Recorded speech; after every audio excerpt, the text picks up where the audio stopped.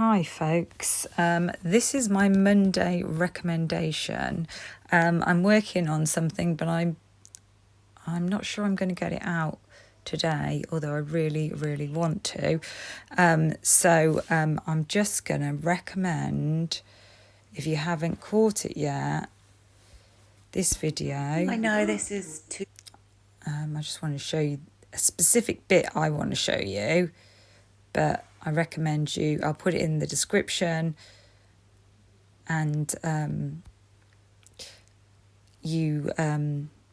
then Cara Willis will get your views. So I saw this interview quite a while ago, and then I couldn't find it again, and I think it's one of the first interviews with Christy, because we haven't really seen. We've seen yesterday in the video that I put out, and other people may have put it out, and I think it's from 48 Hours with Jeff Knodel, and we've seen how upset Jeff is. And on reflection, well, I don't know if I want to go into it right now, but I said that I think I just wanted to point out some discrepancies, and I wanted to explore why there might be discrepancies. One thing that I have thought of is that because Xana was underage, and also because I've noticed that a lot of the families are just really concerned about preserving the reputations of their kids. And I also noticed there's some old-fashioned values, very old-fashioned values around that part of the world. And I wonder if Jeff said that she was just at home watching TV with her boyfriend because she's only 20, and he might have just at the time not wanted to say that she was in a bar, and didn't really think that it would be that important. I don't know. That's just a possibility. The other possibility is that Xana's mum misheard Jeff, or maybe that he said she's been to a bar and now she's home, or she's home and now she's going to a bar, and the only bit that she remembered was about going to the bar. There are other explanations, but I just was surprised that Jeff had Xana's weekend, and then he'd had his other daughter's, Jasmine's, weekend, and I was wondering if maybe there had been time in between. During the time in between, had he gone home or had he stuck around? Because it's quite a way to Arizona, but then again, I would have thought he'd have to work. And it does seem like he did attend Xana's weekend, because he mentioned something about Cara's mum mentioned something about meeting the Chapins, but then again there was that golf thing on that weekend, so she could have met the Chapins. He could have met the Chapins that weekend, so it could be that he didn't go to Xana's, because it's like that's quite a lot to go to both weekends rather than just to combine the two when you live that far away. And I have to say that I did wonder from the beginning, when I heard Arizona plates, I straight away thought, Arizona, that's familiar. Who is it that's from Arizona? And then that's when I realised that Xana had been living with her dad in Arizona prior to that. So there you go. His reaction, I think we could all say he's absolutely broken up, and it makes about as much sense as the as Brian Koberger wandering in there and killing 4 people when he was targeting 1, as it does for Xana's dad to have got into a fight, done that, and then done it to other people. That doesn't make sense either. Neither of those situations make sense, really. And I know a lot of people may think that they know a lot about serial killers and stalkers, but there is much, much, much more of a run-up to it. And unless there's a hell of a lot of things that we're not being told, here we go again, that we're not being told about Brian Koberger, and there very well could be, then this is like really extraordinary and really just doesn't fit with any previous patterns of types of killers. Like when there are these mass targeted attacks, like mass shootings. There are mass stabbings as well. There was one in Davis at California. Sorry, I'm a bit distracted by my son in the background. And there's been other ones. I think there was one in Las Vegas. Was there a mass stabbing there? So they're usually in public places. The only ones really that have been in a house have been like a familicide. And then the ones that are serial killers, where it's been in a house, there's been a run-up to it. And people think there hasn't been with BTK, but he was abroad. He was in the army. He was frequenting prostitutes in a southeastern country. I would put my money on that not being his first attack. Maybe his first attack in this country. So, like, I've done my research, trust me. And this is an outlier of a crime. Anyway, sorry, that is not what I came here to say. What I'm here to show you is Christie's interview here, and then I'll put this in the description so that you can watch Kara's full video and you can give Kara the views. You know, she was hurt so bad that she was not able to recover. That is just terrible. Oh, it's okay. It's terrible. I cannot fathom in my head what kind of person did this. It's capable. And why? I can't sleep at night. I lay in bed pondering just millions of different scenarios.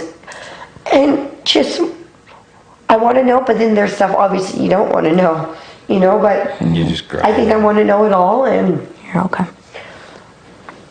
I just don't understand why, how somebody can take. They look like they're placating her and trying to keep her quiet, don't they? Yeah, what she says about Kaylee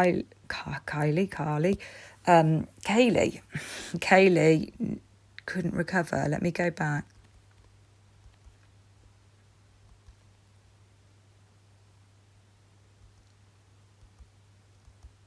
Bear with. We're nearly there. Here we go. Hello, Brian. Other Brian. You know, she was hurt so bad that she was not able to recover. That is just terrible. Oh, it's okay. It's terrible. I cannot fathom in my head. Hurt so bad that she couldn't recover. Yeah, when I watched that the first time, I was like, that sounds like she wasn't found deceased, doesn't it? I'm really interested to know what you think of that specifically, and also of the reaction of sort of the family sort of patting her on the leg, and I feel like they don't want her to speak.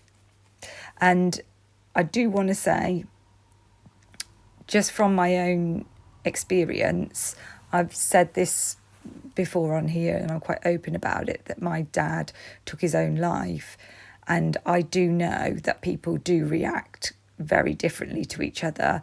When we arrived home, there was an ambulance in the drive. I felt like I knew because my mum couldn't get hold of him when we were on the way home, and there had been a previous attempt, and I just felt like I just knew that there was going to be an ambulance and police cars in the drive, and there was, but I really just did not expect that it would.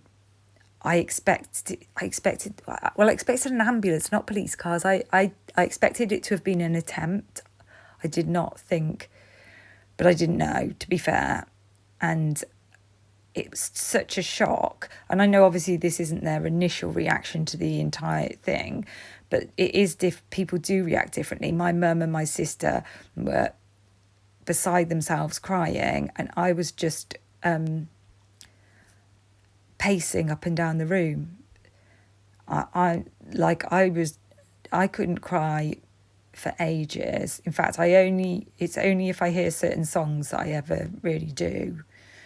And just general reactions to grief can be so different, and there's some really bizarre reactions, and sudden grief is really different from, because most times somebody's ill, and it's more when it's sudden, and if it's shocking, then people react in strange ways. Like, you can go from really one emotion to another, like really dramatically, like laughing to crying.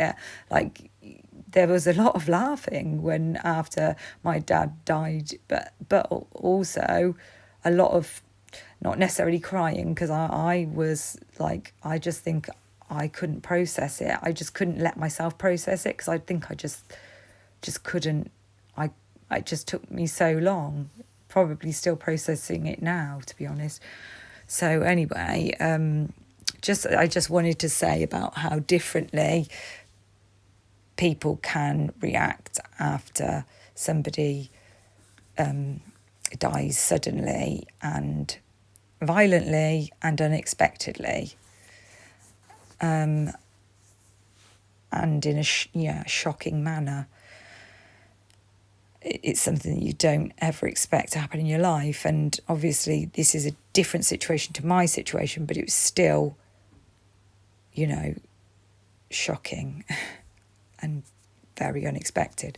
So anyway, yeah, be interested to know, but I'm only just giving you that analogy just because I just wanted to say, because I think when I first watched it, I was like, Olivia's reaction, I was just like, actually, I didn't even know, I was getting confused about who was who in this scenario. And I actually thought Olivia was her mom. And I don't know why. I think I just didn't realise what age. I don't know. I don't think I'm very good with ages. But I was getting confused with what age people were and who was who. And I just was getting really confused about Olivia's reaction, but then I had to think about it and think about my own reaction and my mum's reaction and my brother's and my son's dad, who was my partner at the time. He found my dad, and then his reaction, I never saw him cry apart from at the funeral. So just really different.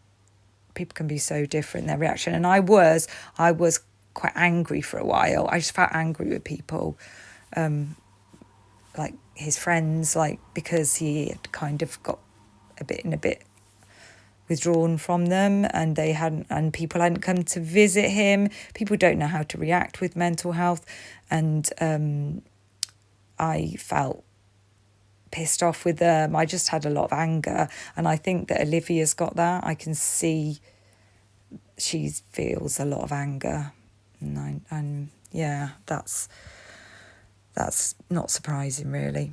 Anyway, sorry, I do have to put my fourth penneth worth in, but I just wanted to, as I say, explain, I think, what could be going on with Olivia there.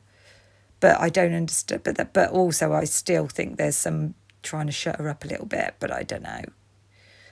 Maybe she's just not I don't know. I feel like they're worried what she's going to say. What do you think?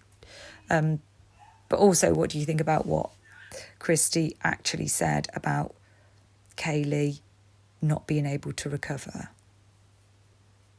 Very surprising words there. And please do watch the full video, which I'll put in the description, and I'll also put, it might be a bit easier if I put it in the comments, pin it to the top, then you can just tap on it then when you go to make a comment. Okay, that's all for now.